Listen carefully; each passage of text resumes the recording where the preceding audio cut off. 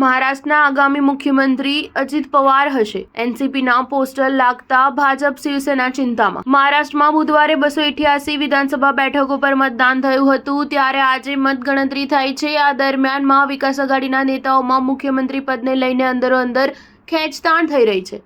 તો મહાયુતિમાં મુખ્યમંત્રી પદને લઈને ચાલી રહેલી અફવાઓ વચ્ચે બારામતીમાં કેટલાક પોસ્ટર લગાવવામાં આવ્યા છે, જેમાં લખવામાં આવ્યું છે કે રાજ્યના આગામી સીએમ રાષ્ટ્રવાદી કોંગ્રેસ પાર્ટીના અધ્યક્ષ અજીત પવાર હશે. બારામતીમાં આ પોસ્ટર એવા સમયે લગાવવામાં આવ્યું છે જ્યારે રાજ્યમાં રાજકીય ગરમાવો જોવા મળી રહ્યો છે.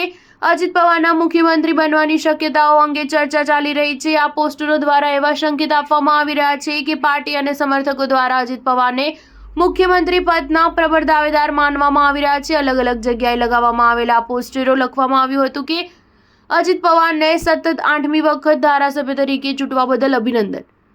બારામતી એનસીપીનો ગઢ રહ્યો છે. અહીંથી જ અજીત પવાર જીતીને લોકસભા પહોંચ્યા છે અને પરિણામો પહેલા મહાગઠબંધન પર દબાણ બનાવવાની રાજનીતિ તરીકે જોવામાં આવી રહ્યું છે. આ બેનરો પાર્વતી વિધાનસભા વિસ્તાર અને બારામતી વિસ્તારમાં લગાવવામાં આવ્યા છે. અજીત પવાર મહારાષ્ટ્રના 4 વખત નાયબ મુખ્યમંત્રી રહી ચૂક્યા છે. તેઓ અનેક વખત મંચ પરથી મુખ્યમંત્રી બનવાની ઈચ્છા વ્યક્ત કરી ચૂક્યા છે.